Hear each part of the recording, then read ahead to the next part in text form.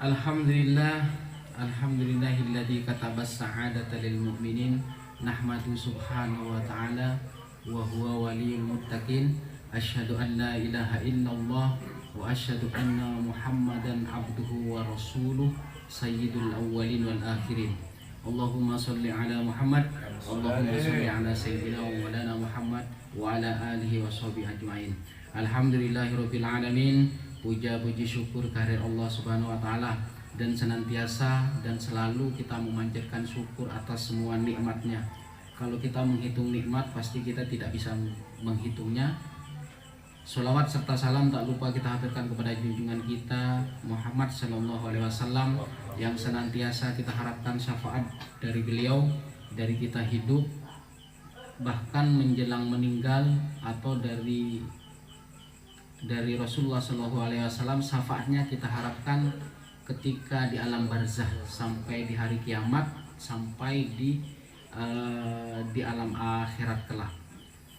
Untuk malam ini kita akan melanjutkan kajian Umdatul Ahkam min kalami khairil anam alaihi salatu wassalam, yaitu pada bab jami'. Yaitu jami itu kita nyebut, ada yang dikatakan masjid jami atau masjid tempat berkumpulnya orang-orang. Jadi tempat kita beribadah kepada Allah. Babul jami. An Abi Qatadah bin Rabi bin Rib'il al-Ansari qala Rasulullah sallallahu alaihi wasallam, idza dakhala ahadukum al-masjid fala yajlis hatta yusolli rak'ataini. Dari Abi Qatadah bin Rib'i al-Ansari, Rasulullah Shallallahu Alaihi Wasallam bersabda, jika kamu salah satu dari kalian masuk masjid, maka jangan duduk dulu. Jadi dianjurkan kita sebelum duduk ke masjid, maka sholatlah sholat tahiyatul masjid.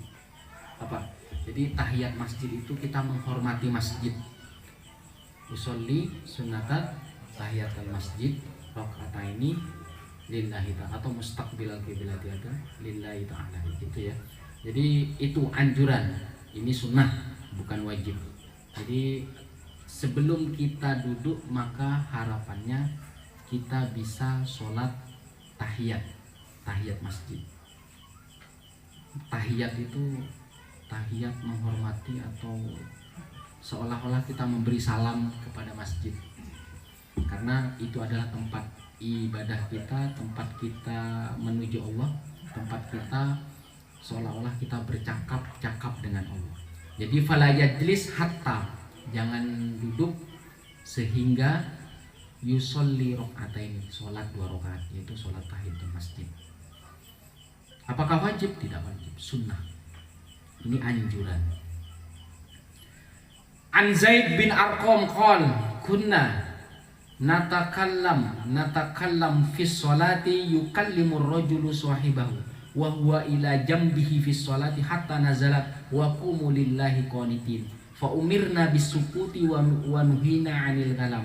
Jadi di dalam surah Al-Baqarah 238, hafidhu ala sholawati was sholatil wusta wa qumu lillahi qanitin. Jadi kita disuruh menjaga, disuruh memelihara sholat-sholat. Jadi semua sholat 5 waktu. Dan sholat wusta, ada yang mengatakan sholat wusta itu adalah sholat asar. Wa qumu lillah, berdiri sholatlah, qanitin, dengan khusyuk. Dulu di zaman sahabat itu, awal Islam lah ya, itu biasanya para sahabat sering ketika sholat itu mengobrol atau ya takallam. Jadi mereka belum tahu mungkin. Jadi mereka belum tahu bahwasanya sholat itu seolah-olah kita bercakap dengan Allah, seolah-olah kita melihat Allah. Dan kalau kita belum melihat Allah, maka anggap saja Allah melihat kita itu. Maka hadis ini ada karena mereka biasanya sering bercakap-cakap. Nah, ini larangan agar kita tidak bercakap-cakap. Kunna natakallamu fi, jadi bercakap-cakap di dalam sholat. Yukallimur rajul sahibahu wa huwa ila janbi. Jadi ketika sholat Allahu Akbar masih bercakap-cakap, sehingga ada hadis ini. Hatta nazalat, sampai Quran wa qumu lillahi qanitin yang saya sebutkan tadi. maka berdirilah sholatlah dalam keadaan khusyuk. Fa umirna bis sukut, kita disuruh untuk diam. Sukut tuh diam, maksudnya diam bukan diam tanpa membaca. Semua yang ada di sholat yang kita baca, apa yang dianjurkan Rasulullah, baik lafadznya, baik gerakannya, yaitu lafadz yang ada di dalam sholat dan gerakan yang ada di dalam sholat. Jadi sukut maksudnya bukan diem tanpa melafalkan sesuatu. Jadi di luar lafadz sholat dan gerakan sholat itu dilarang. Jadi kenapa ada hadis ini? Karena zaman dulu sahabat itu masih ada yang bercakap-cakap, sehingga turun waqumu lillahi qanitin, maka berdirilah melakukan sholat untuk Allah qanitin dengan khusyuk. Fa umirna bisukut, jadi kita disuruh untuk diam. Fanuhina anil kalam, dan dilarang untuk bercakap-cakap. Nah, kalau sekarang sudah nggak ada ya. Jadi ini awal Islam itu memang mereka belum tahu. Bahkan mereka saling mengingatkan. Jadi setelah ini kamu mau kemana? Allahu Akbar. Setelah ini kamu mau kemana? Setelah ini kamu mau ngapain? Nah itu memang biasa mereka. Akhirnya ada hadis ini, ada larangan. Fa umirna bisukut wa nuhina anil kalam. Jadi disuruh diam, kemudian dilarang untuk bercakap-cakap. Ini untuk sahabat yang lalu, dan saya kira sekarang tidak mungkin ya orang yang bercakap-cakap di dalam sholat. Hampir pasti nggak ada.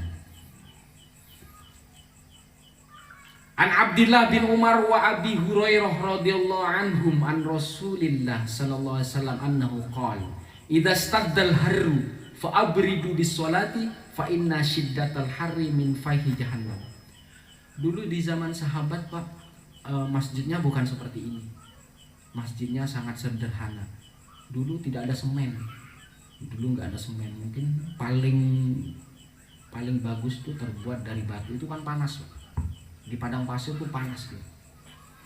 Sehingga Rasulullah itu ketika sholat duhur, itu ketika waktunya tepat di sholat duhur itu tidak langsung sholat, menunggu agak lama.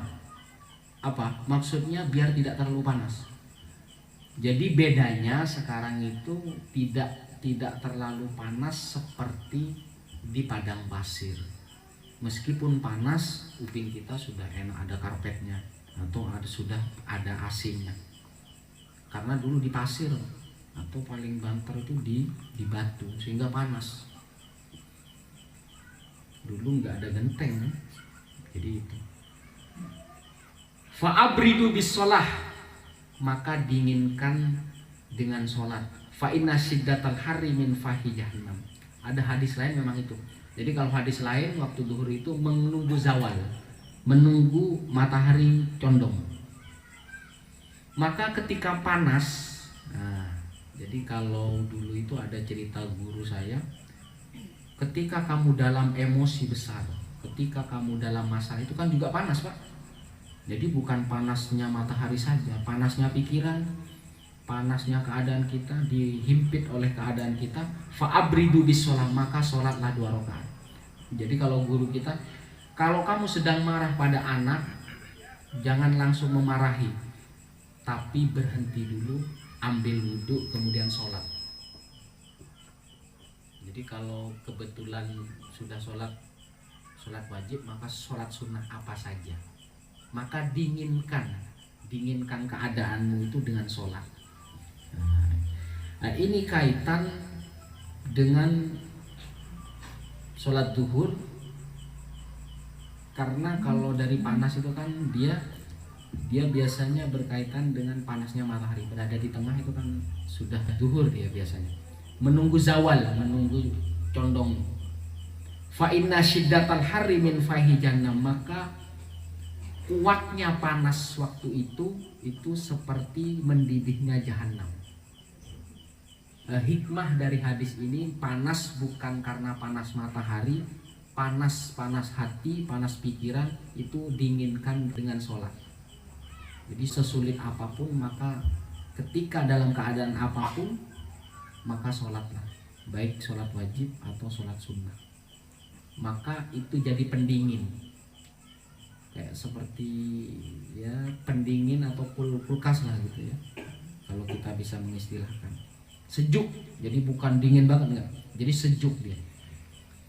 Jadi dengan sholat itu sejuk. Karena ketika kita terlepas dari ingat kepada Allah, pasti emosi kita meningkat. Jadi ketika keadaan menghimpit kita, maka salah satu yang bisa mendinginkan, maka sambungkanlah kepada Allah, yaitu dengan sholat. Jadi sholat itu munajat, sholat itu bisa doa, sholat itu sambung, menyambung kepada Allah, itu dengan sholat.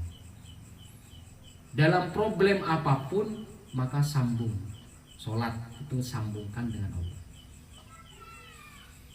Abridu bisolah apa? Akhiru ilal waqtil ladzi takhiffu fihi syiddatul harri. Jadi maksudnya yang hadis ini, abridu itu maksudnya dinginkan dengan sholat, bisa mengakhirkan sholat itu. Sholat duhur maksudnya, bisa mengakhirkan sholat duhur itu. Jadi kalau sekarang kan enggak, karena kita hidup bukan di tengah padang pasir. Ini cerita sahabat dan Rasulullah. Karena hidup beliau dan para sahabat itu berada di padang pasir yang panas. Kalau kita kan enggak, jadi sudah ada waktunya azan, dia harus sholat. Kalaupun toh itu panas, pasti tidak sepanas di waktu Rasulullah dan sahabat. Sangat susah dulu, mau sholat aja ada panas. Tidak sesejuk yang kita alami sekarang. Jadi makanya kita bersyukur hidup sekarang sama menjadi umat Rasulullah SAW. Sahabat juga umatnya. Kita meskipun tidak pernah melihat Rasulullah, kalaupun melihat, kita bisa melihat hanya di dalam mimpi saja, itu beruntung. Karena kita tidak berada pada zaman yang susah dan sulit. Mungkin ini sholat sulitnya kita paling sulit keadaannya saja, sulit pikiran, sulit keadaan kita yang mungkin ekonomi kita lagi turun atau mungkin tertimpa masalah, maka abridu dinginkan dengan sholat. Jadi yang dimaksud abridu di sini mengakhirkan. Tetapi hikmah hadis ini, dalam keadaan apapun, panas dan gentingnya, sempit dan susahnya, maka dinginkan dengan sholat. Harapannya ketika sholat, ketika tersambung dengan Allah, maka jalan keluar yang akan kita dapatkan. Amin ya robbal alamin. Sesulit apapun itu. An Anas bin Malik qala Rasulullah sallallahu alaihi wasallam, man nasiya sholatan fa yusalliha idza dzakaraha wala kafarah laha illa dzalika aqimis sholata li dzikri. Jadi barang siapa yang lupa sholat, lupa itu ketiduran atau dalam perjalanan, maka sholatlah ketika kalian ingat. Jadi kalau memang dia tidak ingin sholat, itu nggak ada kodoknya. Saya baru bertobat, sebelum bertobat saya tidak pernah sholat. Ya sudah, ketika kita sholat duhur, sholatnya 2 kali. Jadi i'adatan usolli fardhu duhri arba'a raka'atin mustaqbilal kiblati i'adatan. Jadi kalau sudah kita jadi sholat duhurnya 2 kali. Sholat duhur aslinya adaan, kemudian yang kedua bisa i'adatan. Jadi kalau lupa jaraknya hanya tertinggal 1 sholat, maka qodhoan juga bisa. Maka sholat itu sebenarnya nggak ada tebusannya, Pak. La kafaratan, nggak ada tebusannya. Maka ketika kita ingat dan itu sudah lewat sholatnya, itu maka bisa diganti qodhoan atau i'adatan. Cuman bagaimana mengganti yang sudah bertahun-tahun? Ya sholatlah 2 kali. Kalau duhur selesai adaan, melaksanakan, habis itu sholat lagi. Atau memperbanyak sholat sunnah. Jadi susah menghitung ya. Kalau sudah bertahun-tahun, berapa kali saya meninggalkan sholat duhur, berapa kali saya meninggalkan sholat asar. Kecuali lupanya 1 kali sholat duhur saja, itu bisa menghitung. Cuma kalau sudah bertahun-tahun, maka iktikad baik kita untuk membayar hutang itu dengan sholatnya 2 kali. Setelah adaan selesai baru sholat lagi. Karena nggak ada tebusannya sholat. Jadi yang di sini fal yusolliha idza dzakara, maka sholatlah ketika ingat, itu karena lupa, karena tertidur. Tapi kalau dia tidak niat sholat, maka bertobatlah. Nah, pertobatannya itu mengulang sholat. Jadi setelah sholat duhur, adaan diganti i'adatan, atau saya mengkodok, niatnya mengkodok yang lalu-lalu. Meskipun ini sholat orang-orang yang lupa, orang-orang yang tertinggal, orang-orang yang tidur. Jadi kalau memang dia terpaksa misalkan ya, itu harus bertobat, kemudian dia mengganti, atau sholatnya 2 kali, duhur 2 kali, asar 2 kali, terus seperti itu. Jadi itulah bentuk kita kembali kepada Allah agar tobat kita diterima. Nah, ini manasia. Jadi kalau hanya lupa saja, kalau hanya tertidur saja, maka cukup sholat saja. Jadi kalau misalkan sholat duhurnya ketinggalan, kita bangunnya asar, ya sudah, setelah sholat asar sholat duhur. Man idza dzakaraha, man nasiya sholatan falyusolli idza dzak, maka sholatlah waktu dia ingat. Jika dia ingat, oh iya saya tadi belum sholat duhur, maka ketika asar boleh mengerjakan sholat duhur. Yang tadi bertahun-tahun, langkahnya adalah bertobat dulu, bukan masuk di sini, bukan karena lupa. Kalau sampai bertahun-tahun saya lupa, tidak sholat selama 3 tahun, kan lupa. Jadi yang di sini manasia itu yang lupa. Biasanya lupa karena ketiduran, lupa karena pekerjaan, lupa karena dalam perjalanan itu. Wali muslim manasia sholatan au nama anha fakafaratuha ayusolliyaha idza dzakaraha. Jadi dari riwayat Muslim, barang siapa yang lupa sholat atau tertidur, jadi bayarnya, tebusannya kita sholat ketika ingat. Jadi ayusolliha idza dzakaraha, dia sholat jika dia ingat, ya, jika dia ingat. Jadi kalau yang tadi, kalau memang sudah bertahun-tahun, bertobat dulu, baru mengganti dengan sholat duhurnya 2 kali, ditambah dengan sholat sunnah. Itu bentuk kita kembali kepada Allah. Selanjutnya, An Anas bin Malik qol kunna nusalli ma Rasulillah sallallahu alaihi wasallam fi shiddatil harri fa idza lam yastati ahaduna ayyumakkina jabhatahu minal ardi basata thawbahu fasajada alaihi. Jadi kita pernah sholat bersama Rasulullah dalam keadaan panas terik matahari.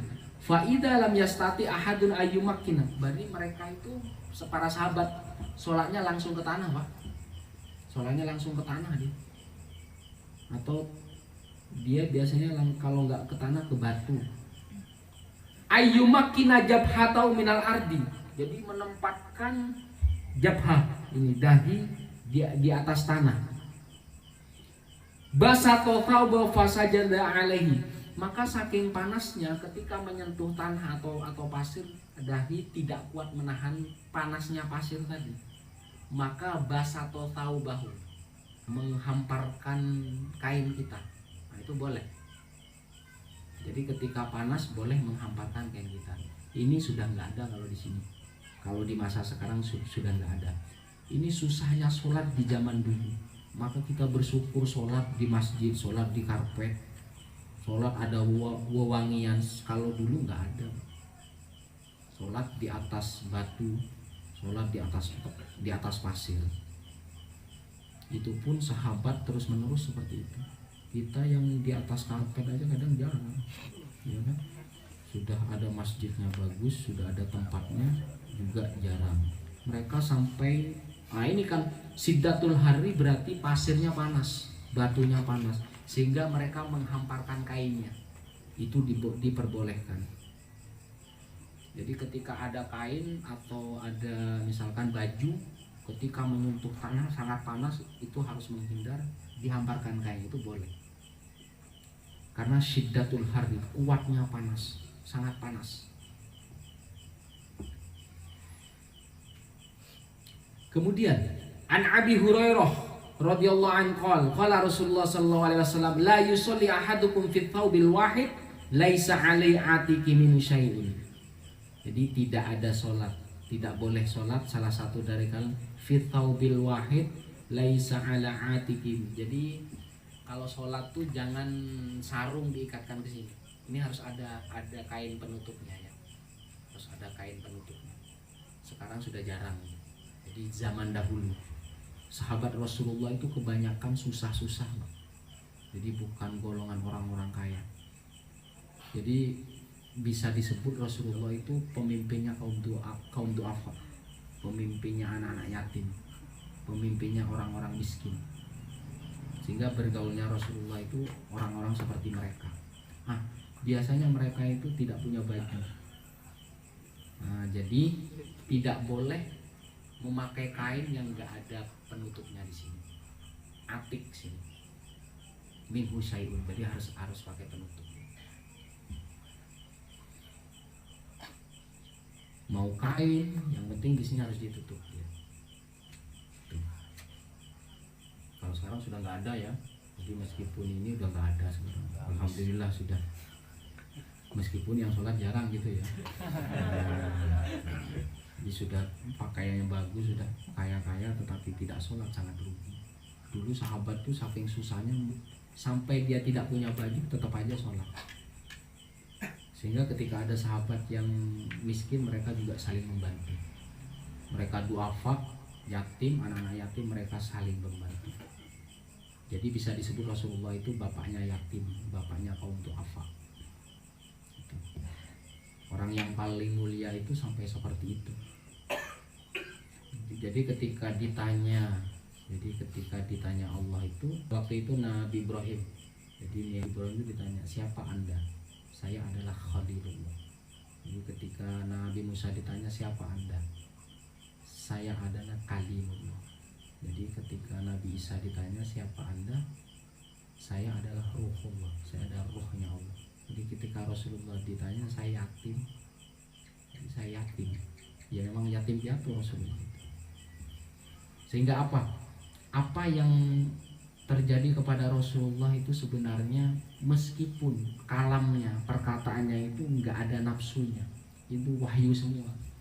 Itu mendekatkan. Apa yang menjadi keadaan Rasulullah, apa yang menjadi contoh dekat dengan kaum du'afa, dekat dengan yatim, itu sebenarnya mendekatkan. Rasulullah manusia biasa mendekatkan kepada umatnya itu sampai akhir zaman. Rasulullah luar biasa tetapi basyar kal basyar, seperti kamu juga sama, makan, minum, punya istri, sampai mencuci sendiri baju kalau perang itu sama dengan itu semulia-mulianya itu mendekatkan dengan keadaan kita. Oh iya, semulia-mulia tetap dia Rasulullah, abduhu wa rasul, tetap seperti kita. Nah, apa yang terjadi? Kita melihat itu sangat biasa. Bukan meskipun Rasulullah itu luar biasa, ketika melihat kehidupan Rasulullah sangat biasa itu mendekatkan kita. Sehingga kehidupan apapun yang ada bahkan di zaman sekarang itu jangan bersedih hati, karena Rasulullah lebih sengsara daripada kita. Itu pun keadaan yang biasa tidak mengurangi kemuliaan beliau, tetap mulia. Jadi apapun keadaan, baik Rasulullah dalam keadaan lupa, dalam keadaan alpa, dalam keadaan bahkan di dalam sholat pernah lupa, itu mendekatkan kita. Maka ada syariat sujud sahwi. Jadi kalau Rasulullah tidak pernah lupa, maka nggak ada syariat sujud sahwi. Karena umatnya sering lupa. Sehingga dicontohkan oleh Rasulullah. Jadi lupanya Rasulullah jangan dianggap itu sebuah kelemahan, jangan dianggap sebuah kekurangan. Itu adalah hikmah. Jadi karena umatnya sering lupa. Ketika umatnya lupa rokaat di dalam sholat, maka dia harus bersujud sahwi.